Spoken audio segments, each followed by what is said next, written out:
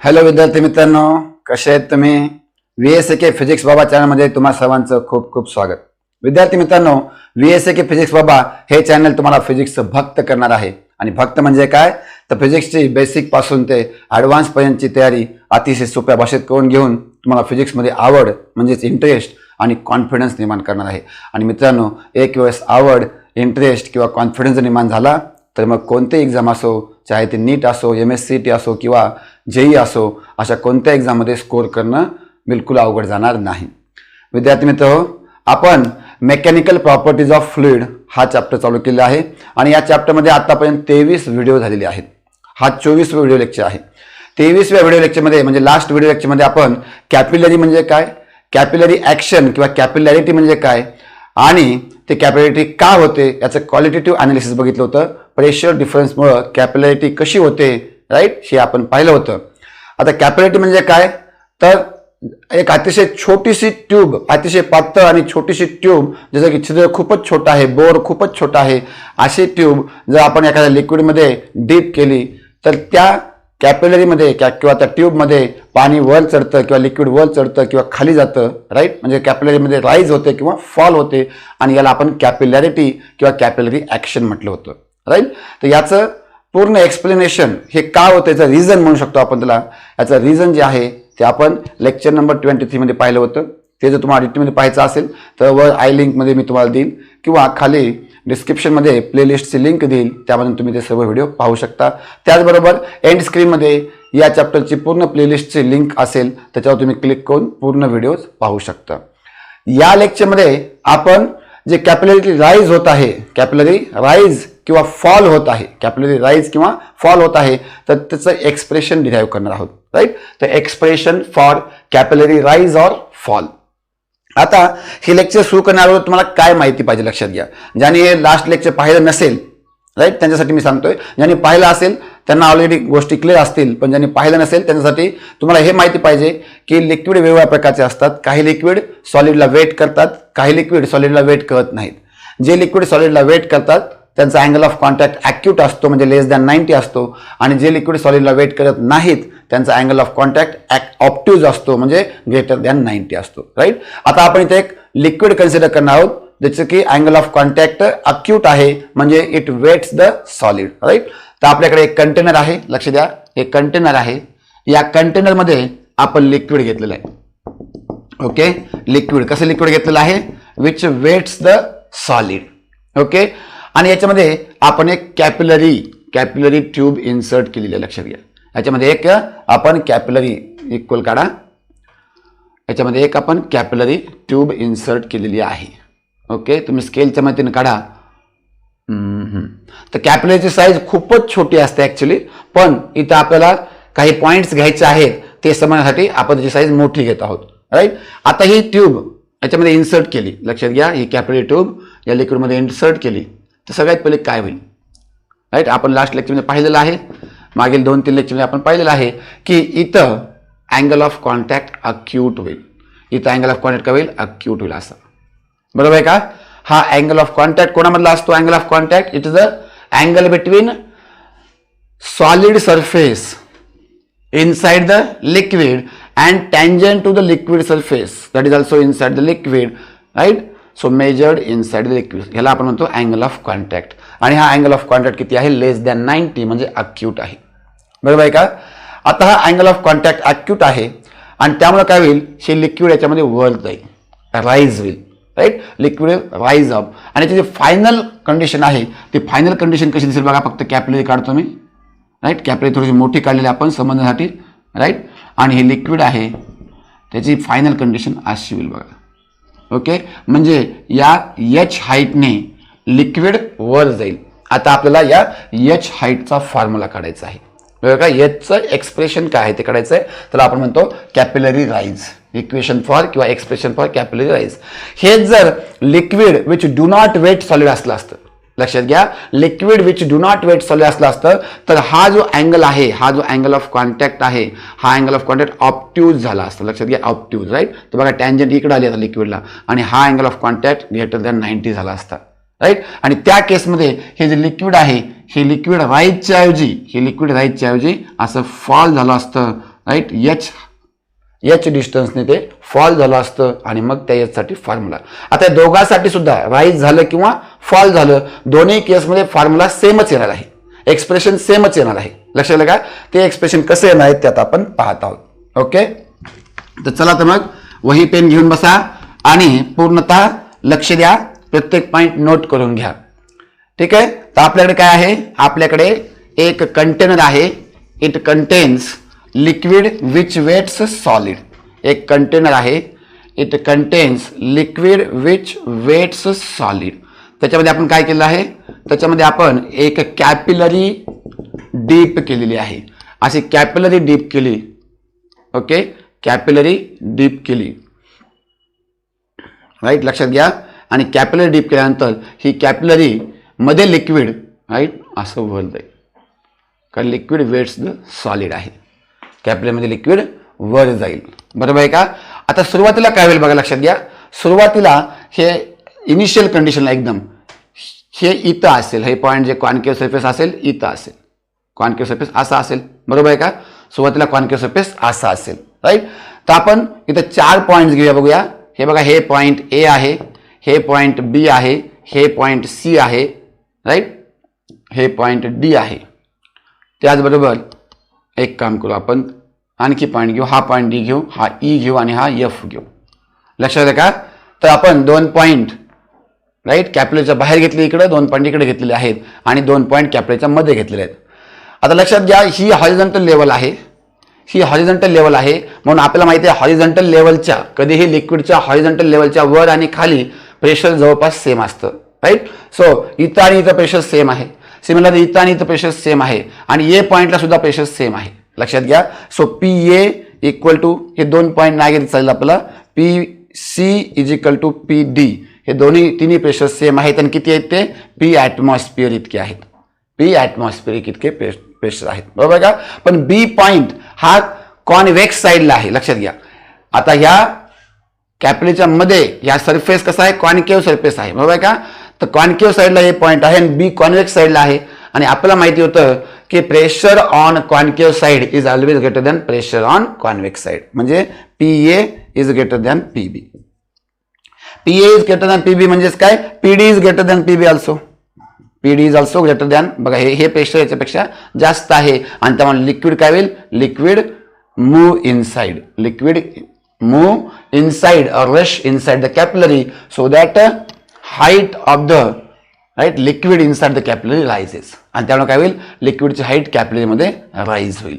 बरोबर का? आणि फायनल कंडिशन काय होईल बघा, याची फायनल कंडिशन याच्यामध्ये डिटेल व्हिडिओ लास्ट लेक्चरमध्ये आहे बघा, 23 नंबरचा व्हिडिओ तुम्ही पाहू शकता. ओके, फायनल कंडिशन याची अशी होईल, ती कॅपिलरी आहे, या कॅपिलरीमध्ये लिक्विड राईज झालेलं आहे आणि ऍक्च्युअल लिक्विड लेवल एवढं आहे.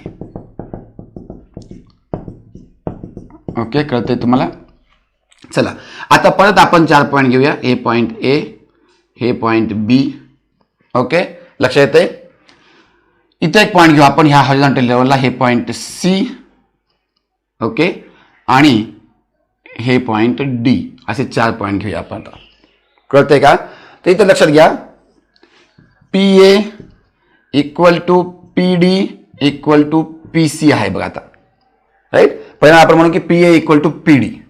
Okay, P A equal to P D, just below the liquid surface असल्यामुळे हे दोघे किती आहेत? PATM, ॲटमॉस्फेरिक प्रेशर इतके आहेत.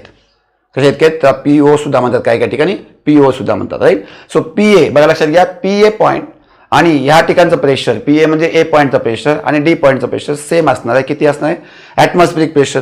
त्याचबरोबर PC इक्वल टू PD असणार आहे. हे काय असणार आहे सांगा बरं? कारण सेम हॉरिझॉन्टल लेवल आहे. Because of same horizontal level, since it is because of same horizontal level. कळतंय? बघा, ए आणि डीचं प्रेशर सेम असणार आहे, कारण इथलं प्रेशर सेम आहे. लक्षात घ्या, ॲटमॉस्फिअरिक प्रेशर. कळतंय? कारण हे ॲटमॉस्फिअरच्या क्वांटिटीमध्ये आहे म्हणून. आता सी आणि डीचं प्रेशर सेम असणार आहे. का? कारण दोघंही लिक्विडमध्ये सेम हॉरिझॉन्टल लेवल आहेत आणि लिक्विडमध्ये सेम हॉरिझॉन्टल लेवलला प्रेशर सेम असतं. राईट, आता ए पॉईंट हा कॉन्केव्ह साईडला आहे आणि बी पॉईंट हा कॉन्व्हेक्स साईडला आहे. म्हणून आपण म्हणूया PA is greater than PB. हे लक्षात येते? PA is greater than PB. Right, आता या पॉइंटला फक्त बघू आपण, या पॉइंटला आपण फक्त बघू. या पॉइंटला आपल्या पाहिल्यानंतर काय लक्षात येते बघा, लक्षात घ्या. राईट, तर आपण जर ह्याला कम्पेअर केलं एका बबल सोबत, काय सोबत कम्पेअर केलं बघा, बबल सोबत कम्पेअर केलं आपण एका. So we compare it with a bubble. Right, तर हे बबल आहे बघा, आणि त्या बबलचा आपण फक्त एवढाच पार्ट कन्सिडर केला.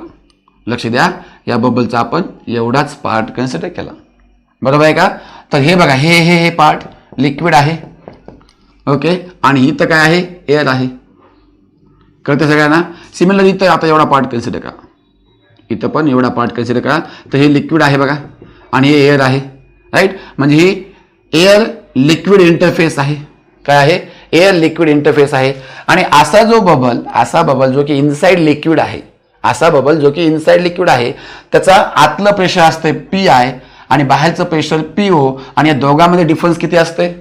या दोघांमध्ये डिफरन्स असतं 2T/R. 2T/R. आपण म्हणलं या बबलची रेडियस कॅपिटल R आहे असं म्हणलं. या बबलची रेडियस किती आहे म्हणलं? Capital R. तर आपण याच्यावर असं म्हणू शकतो PI - PO is equal to 2T, where T is the surface tension upon R.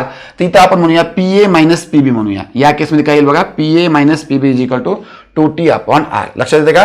तर इक्वेशन इथं लिहूया आपण, PA - PB equal to 2T/R. लक्षात येते सगळ्यांना? आता इथं T काय आहे? T आहे सरफेस टेन्शन. तर T आहे सरफेस टेन्शन ऑफ लिक्विड. आणि अतिशय महत्वाचं R काय आहे? R आहे radius of bubble.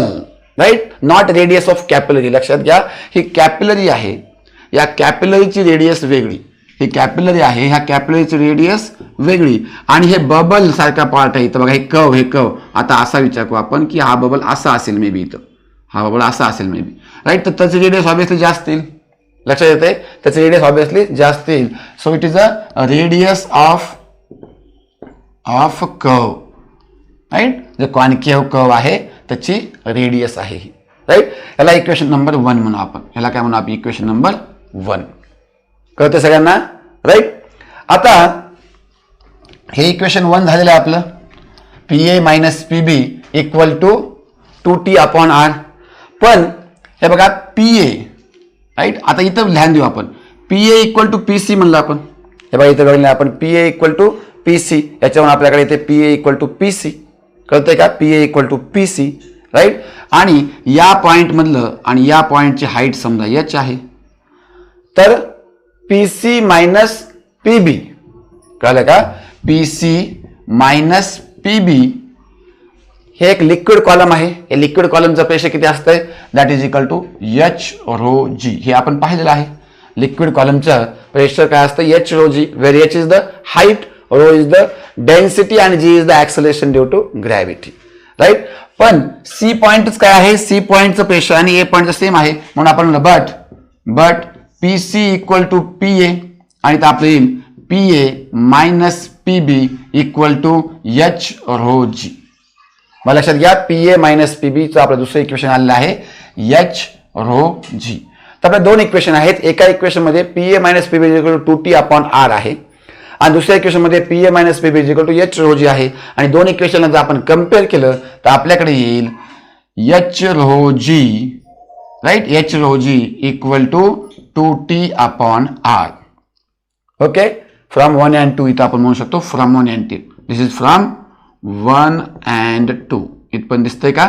Right, yes, you can see it. So H/ρg equal to 2T/R.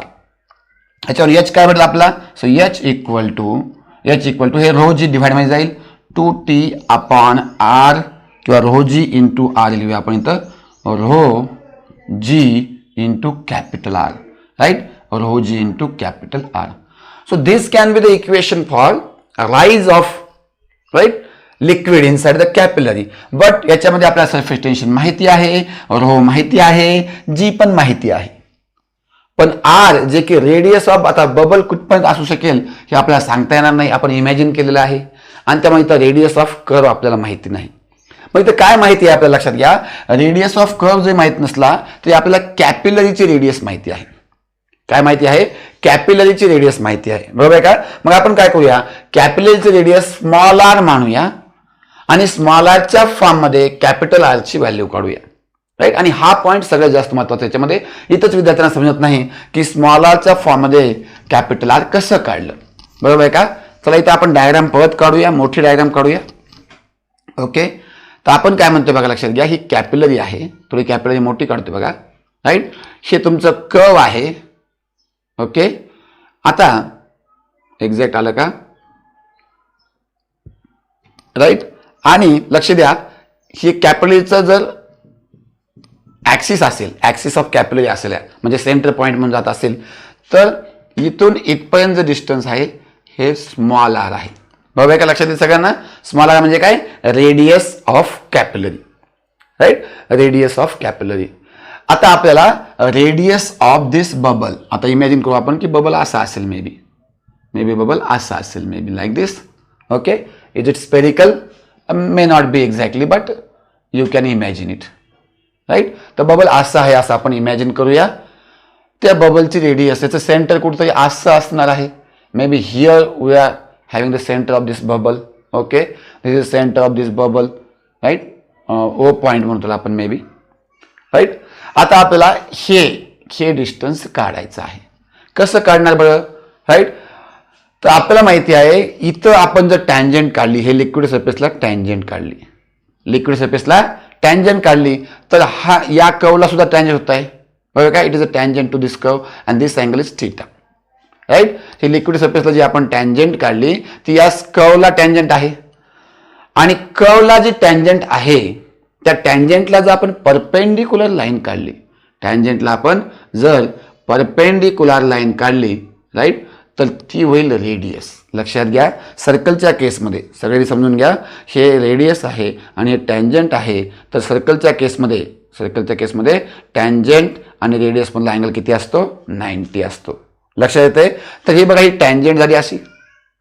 Okay. This is tangent and this is a radius and this angle is 90. Are you okay with this.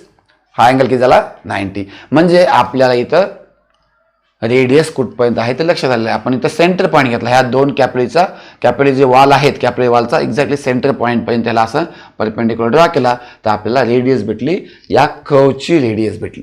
Okay. तर इथे एक triangle तयार झालेला आहे बघा. इथे एक triangle तयार झालेला आहे. तर ट्रायंगलला आपण बाजूला घेऊया. हे बघा, ही आहे small R.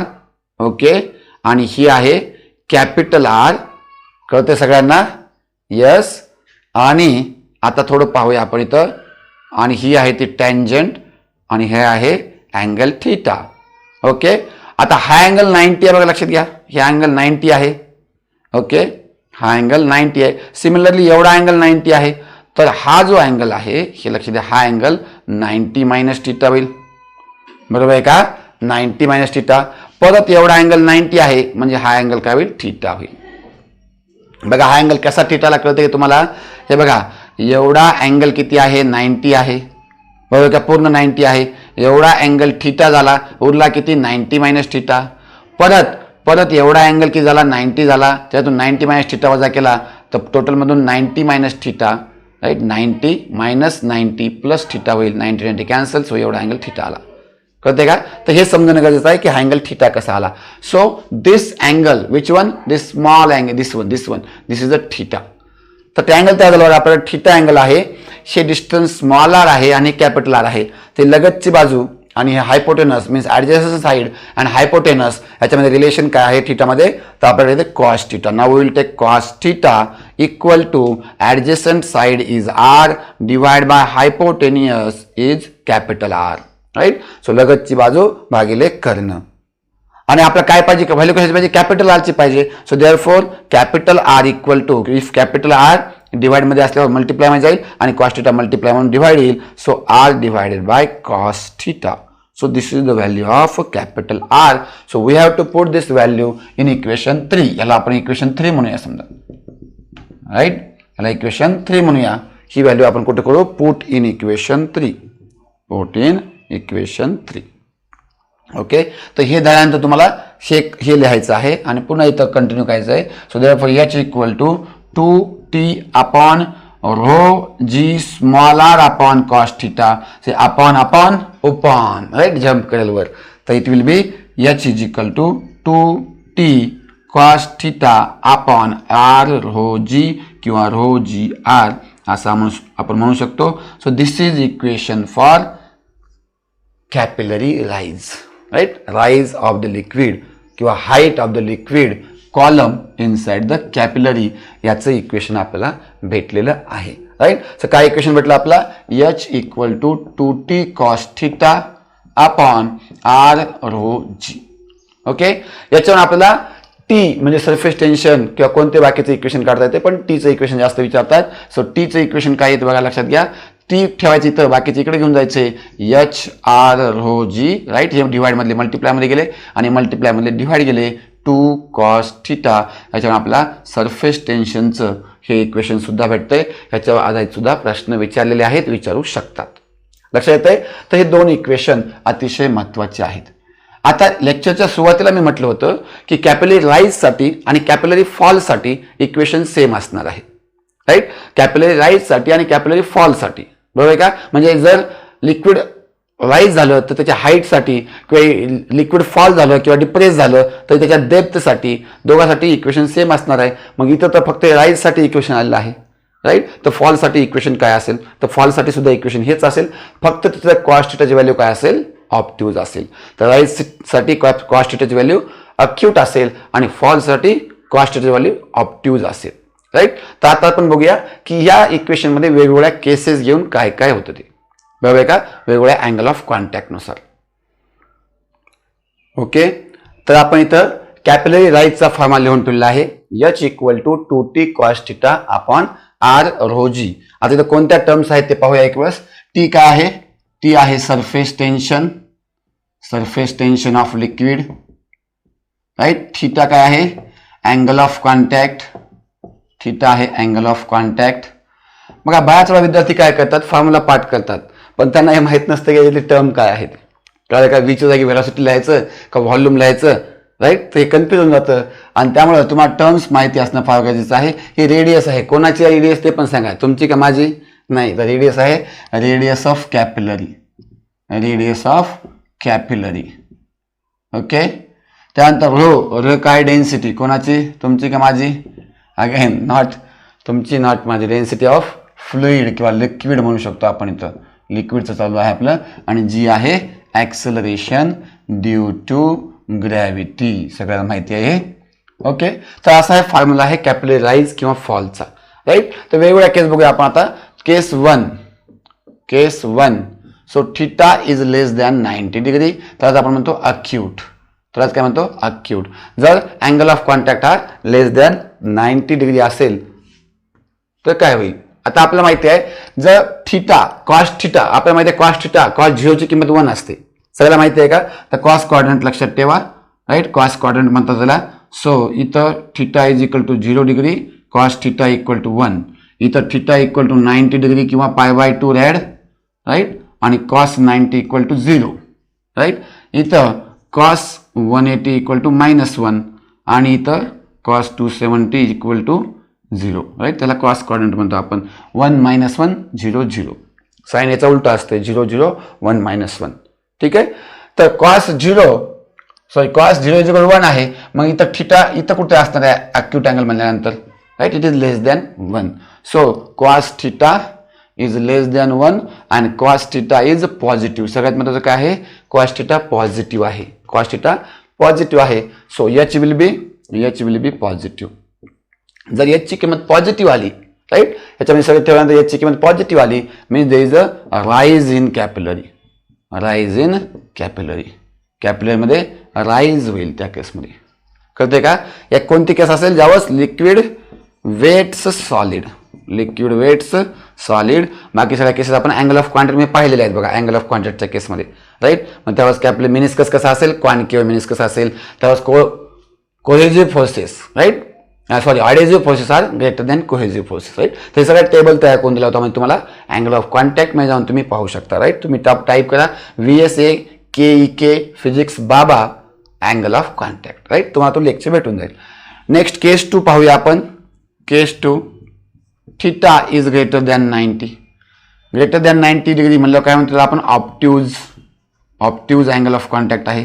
Angle of contact कसा आहे, ऑप्टिज आहे. आता ऑप्टिज मला कुठं आलं बघा, इथं आलं, हे बघा लक्षात घ्या, इथं आलं. ओके, आता इथं आल्यामध्ये याच्यानंतर या क्वाड्रंटमध्ये कॉस्ट व्हॅल्यू कशी आहे, निगेटिव्ह आहे. राईट, या क्वाड्रंटमध्ये कॉस्ट व्हॅल्यू कशी आहे, निगेटिव्ह आहे. So therefore cos theta will be negative. Very important that cos theta will be negative and therefore h becomes negative. आता h ची व्हॅल्यू निगेटिव्ह, तुम्ही म्हणता हाईट निगेटिव्ह कसं काय, मी म्हणा माझी हाईट -5 फूट आहे, चालेल का, नाही तर -5 फूट म्हणजे काय, ती डेप्थ आहे. राईट, सो लिक्विड राईज झालं नाही, लिक्विड काय झालेलं आहे, फॉल झालेला आहे. So there is a fall in capillary, fall in capillary. So liquid fall or depress in capillary. Okay, ह्याचं एक्झाम्पल काय होतं, ह्याचं एक्झाम्पल होतं बघा, impure water and glass. Okay, किंवा याचं एक्झाम्पल होतं केरोसिन अँड ग्लास, किंवा याचं राईट मिथाइल आयोडाइड वगैरे बरेच एक्झाम्पल आपण पाहिलेले आहेत. ह्याचं एक्झाम्पल बघा एकमेव होतं. राईट, ह्याचं एक्झाम्पल आहे मर्क्युरी अँड ग्लास. ह्याचं दुसरं एक्झाम्पल आहे बघा paraffin wax and glass. Right, हे एक्झाम्पल तुम्हाला महाराष्ट्र स्टेट बोर्डमध्ये दिलेलं आहे. ओके, चालेल. केस 2 काय तुम्हाला, इथं लिक्विड वेट सॉलिड आहे का, नाही, liquid does not wet solid. आणि या केसमध्ये cohesive forces are much greater than adhesive forces, liquid do not wet solid. ठीक आहे, कळतं सगळ्याला. आणि मिनिस्कस कसा येईल, या केसमध्ये कॉन्केव्ह, या केसमध्ये कॉन्व्हेक्स. चला केस 3 बघूया आपण. Case 3 theta is equal to 0 degree. Right, theta is equal to 0 degree म्हणजे completely wets. Right, liquid completely wet solid. त्याचं एक्झाम्पल आहे pure water and glass. Right, तर कॉस्ट थीटाची किंमत काय येईल, याची कॉस्ट थीटाची किंमत येईल 1. मग लक्षात घ्या, तर कॉस्ट थीटा 1 ही कशी आहे, मॅक्सिमम व्हॅल्यू आहे. राईट, कॉस्टची 1 ही व्हॅल्यू कशी आहे, मॅक्सिमम. कॉस्टची ध्यानात ठेवा, कॉस्टची व्हॅल्यू कधीच 1 पेक्षा जास्त नसते. राईट, सो -1 to +1 व्हॅल्यू असते कॉस्टची. ओके, तर त्यामुळे H will be maximum positive and maximum positive. तर सगळ्यात जास्त राईज तिथपर्यंत होऊ शकते. राईट, त्या केसमध्ये एक्झाम्पल आहे pure water and glass. Right, case 4 पण आपण घेऊ शकतो. केस 4 इथं घेतो बघा. राईट, केस 4 आहे जेव्हा theta is equal to 90 degree. आता कॉस 90 काय होईल, कॉसनं जर 90 घेतली तर काय होते, राईट, संपते. राईट, तर असे असतात, काही जण 90 घेतलं की 1 होतात, काही जण 90 घेतलं की 0 होतात, आणि काही जण 90 घेतली की इन्फायनाईट होतात. तर किती प्रकारचे लोक असतात तुम्हाला सांगतो मी, 3 प्रकारचे. राईट, कॉस, साईन, कॉस आणि टॅन. ठीक आहे, ते आपण कधी नंतर पाहूया एखाद्या लेक्चरमध्ये. इथं बघा आपण कॉस 90 इक्वल टू 0 आलं, म्हणजे एच इज इक्वल टू 0 आलं. हाईट 0 आली म्हणजे liquid neither rise nor fall. Right, nor drop. Right, तर वरी जाणार नाही, खाली जाणार नाही, हॉरिझॉन्टल लेवलवर राहणार आहे. ह्याचं एक्झाम्पल दिलं बघा काय बुकमध्ये. Right, water with silver, pure water and pure silver, या केसमध्ये एक्झाम्पल दिलेलं आहे. राईट, तर 4 केसेस तुम्हाला कळाले आहेत. ओके, तर ज्यावेळेस ॲक्यूट अँगल असेल तर या 2 महत्त्वाचे आहेत. ज्यावेळेस ॲक्यूट अँगल असेल त्यावेळेस एच पॉझिटिव्ह असेल आणि राईज होईल, आणि ज्यावेळेस ऑप्टिज असेल त्यावेळेस एच निगेटिव्ह असेल आणि फॉल होईल. म्हणजे हाच फॉर्म्युला दोन्ही केसमध्ये लागू होईल. आणि 0 असल्यावर मॅक्सिमम वॉटरच्या केसेस येतात, आपल्याला 0ची केस येते त्यावेळेस आपल्याला कॉस्ट थीटाची किंमत 1 घ्यायला लागते. ठीक आहे, आता आपण बघूया फॅक्टर्स अफेक्टिंग. आता या फॉर्म्युला लक्षात घ्या, या फॉर्म्युल्याला आपण असेंट फॉर्म्युला सुद्धा म्हणतो. बऱ्याच ठिकाणी हे मेन्शन केलं बघा, ASCENT, असेंट फॉर्म्युला. हे पण अतिशय महत्त्वाचं आहे, ध्यानात ठेवा. असेंट फॉर्म्युला कळलं का, या फॉर्म्युला काय म्हणतात आपण, असेंट फॉर्म्युला. राईट, सो लिक्विडसाठी किंवा कॅपिलरीसाठी असेंट फॉर्म्युला म्हणलं तर कन्फ्युज व्हायचं नाहीये. असेंट म्हणजे राईज, सिंपल गोष्ट आहे. असेंट म्हणजे काय, राईज, आणि हा फॉर्म्युला ध्यानात ठेवायचा. ओके, आता आपण बघूया फॅक्टर्स अफेक्टिंग. राईट, तर फॅक्टर्स अफेक्टिंग आपण फॉर्म्युला काढू शकतो. लक्षात तुम्हाला, आता फॉर्म्युला आहे H equal to 2T cos θ upon R ρg. तर तुम्हाला काय वाटते, काय काय फॅक्टर्स असतील बरं. सिंपल आहे, 1 2 3 4 5 फॅक्टर्स आहेत. राईट, फॉर्म्युला दिले असते. तर फॅक्टर्स अफेक्टिंग बघूया आपण. तर नंबर 1 आहे surface tension. Right, so H is directly proportional to surface tension. So as surface tension increases, height also increases. Okay, number 2, number दुसरा फॅक्टर आहे angle of contact. Angle of contact, right. So आपल्याला माहिती आहे याची value cos theta. आता cos theta तर angle of contact जर वाढला, लक्ष द्या, अँगल ऑफ कॉन्टॅक्ट जर वाढला तर कॉस थिटाची व्हॅल्यू कमी होते, राईट. कॉस थिटाची व्हॅल्यू कमी होते. कॉस थिटा जर डायरेक्टली प्रोपोर्शनल असला तर थिटाला कसं आहे इन्व्हर्सली म्हणता येत नाही, पण त्यानुसार डिक्रीज होतो. So as theta increases, right, height decreases, right. Height of the liquid rise in the capillary decreases, but as cos theta increases height increases. कळतंय का? ओके. नंबर 3 घेऊया आपण. नंबर 3 आहे radius, right. So radius of capillary, radius of capillary. Number 3 काय? Radius of capillary. Small R काय बघा इथं लिहिलं होतं आपण, radius of capillary small R. याच्यावर आपल्याला कळतं की H is inversely proportional to R, किंवा यालाच आपण म्हणू शकतो H is inversely proportional diameter सुद्धा. D is the diameter of capillary, right. So H is inversely proportional to R म्हणजे ॲज रेडियस और thickness of capillary, right, decreases height increases. जितनी छोटी कैपिलरी लेंगे हम, जितनी स्मॉल बोर की capillary लेंगे हम, जितकी आपण छोट्या बोरची कॅपिलरी घेऊ तेवढं जास्त लिक्विड राईज होईल. आणि हे सगळ्यात पहिले आपल्याला ज्युरिन नावाच्या सायंटिस्ट सांगितलं होतं, राईट. कोण सांगितलं होतं? ज्युरिन नावाच्या सायंटिस्टनं. आणि त्यामुळं ह्याला ज्युरिन्स लॉ सुद्धा म्हणतात. लक्ष द्या, वेगवेगळ्या टर्म सांगतो बघा. तुम्हाला इथे एक असेंट फॉर्म्युला सांगितला होता, इथं ज्युरिन्स लॉ सांगतो, राईट. सो ज्युरिन्स लॉ जर विचारा तुम्हाला तर कन्फ्युजनची गरज नाही. ज्युरिन्स लॉ म्हणजे हेच आहे, ॲज द थिकनेस ऑफ और डायमीटर ऑफ, इनर डायमीटर म्हणू शकतो आपण, आउटर नाही, right. As the inner diameter of capillary decreases, as the inner diameter of capillary decreases, the height of the liquid column inside the capillary increases, and that is a Jurin's law, right. Inversely proportional आहे, it is inversely proportional. हे सगळ्यात पहिले कोण सांगितलं आपल्याला? Jurin, right. म्हणजे त्यावेळेस equation माहीत होतं का नाही माहीत नाही, पण शक्यतो ते इक्वेशन माहीत नसताना सुद्धा त्यांनी सांगितलेलं आहे ज्युरिन्स लॉ म्हणून आहे, राईट. नेक्स्ट आहे नंबर 4 डेन्सिटी ऑफ लिक्विड. आता आपण लक्षात येते बघा, डेन्सिटी जास्त असेल तर लिक्विड जास्त थिक असेल, आणि जास्त थिक असेल तर ते वर कमी चढेल. कळलं का? वर झाडावर समजा एक पतला माणूस जायचा आहे आणि एक असा मजबूत माणूस जायचा आहे. मजबूत म्हणजे तुम्हाला कळालं असेल, राईट. तर जे आहे त्याने राग म्हणू नका, राईट. आणि त्याला वर चढायचं म्हणजे कोण वर जास्त चढेल? जो पतला आहे तो चट वर चढेल माकडासारखा, राईट. ठीक आहे, चला. पण डेन्सिटी जर जास्त असेल, डेन्सिटी जास्त असेल तर लिक्विडचं साईज कमी असेल, म्हणजे इन्व्हर्सली प्रोपोर्शनल आहे. काय आहे? Inversely proportional. हां. आणि फायनली आहे G, that is acceleration due to gravity. Acceleration due to gravity. Again H is inversely proportional to G. तर अर्थवर काही एवढा फरक पडणार नाही, पण जर तुम्ही दुसऱ्या प्लॅनेटवर गेल्यानंतर जीची व्हॅल्यू चेंज होईल. जर जीची व्हॅल्यू कमी झाली तर हाईट वाढेल. सिंपल गोष्ट आहे ना, कारण ग्रॅव्हिटेशनल फोर्स कमी लागेल त्याच्यावर आणि त्यामुळे तो जास्त होईल. जर आपण मूनची केस केली, लक्ष द्या, मूनची गोष्ट केली आपण, तर मूनवर ॲक्सेलरेशन ड्यू टू ग्रॅव्हिटी जी आहे GM is equal to GE/6, right. Generally तुम्हाला माहिती असेल अर्थपेक्षा 1/6 टाइम्स आहे, आणि त्यामुळे तिथे काय होईल? हाईट 6 टाइम्स असेल, तो HM is equal to 6 times H earth. So अर्थला जी हाईट भेटेल, समजा आपल्या अर्थला 1 सेंटीमीटर राईज झाले तर तेच लिक्विड, सगळे कंडिशन सेम असतील आणि तेच लिक्विड आपण मूनवर जर घेऊन गेलो तर ते 6 सेंटीमीटरवर जाईल, 6 टाइम्स त्याची हाईट जास्त होईल. ओके. तर इथं आपण वेगवेगळ्या केसेस सुद्धा पाहिलेल्या आहेत आणि factors affecting Jurin's law, ascent formula, सगळ्या गोष्टी पाहिलेल्या आहेत. विद्यार्थी मित्रांनो, तुम्हाला असे जर व्हिडिओ पाहिजे असतील तर तुम्ही या व्हिडिओला लाईक करा, चॅनलला सबस्क्राईब करा आणि जास्तीत जास्त मित्रांपर्यंत शेअर करा, कारण तुम्ही शेअर केलं तर ते जास्त पोहोचणार आहे. लक्षात येते का? माझ्या एकट्याच्या शेअर करून काय नाही, माझे 2-4 मित्र असतील त्यांना मी शेअर करेल, पण जास्तीत जास्त तुमच्या प्रत्येकाचे 2-2, 4-4 मित्र आपण कन्सिडर केले तर एक मोठी साखळी तयार होऊ शकते आणि जास्तीत जास्त पूर्ण महाराष्ट्रातल्या कानाकोपऱ्यात आपण पोहोचू शकतो. प्रत्येक विद्यार्थ्याला नॉलेज भेटलं पाहिजे, कोणीही फिजिक्सपासून दूर गेलं नाही पाहिजे, हे आपलं एम आहे, राईट. तर तुम्ही माझ्या एमला सपोर्ट करा, राईट. तुम्हाला आवडत असेल तर विशेषतः कमेंट्स करा. जे विद्यार्थी आतापर्यंत सबस्क्राईब केलं नाही त्यांनी सबस्क्राईब करा, नोटिफिकेशन बेल दाबून ऑल हे ऑप्शन सिलेक्ट करा, राईट. आणि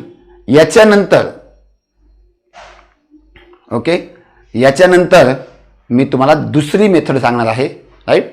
ती आताची मेथड जी होती प्रेशर डिफरन्सची मेथड होती, दुसरी मेथड जी फोर्सेसची मेथड, तो व्हिडिओ सुद्धा नक्की पहा.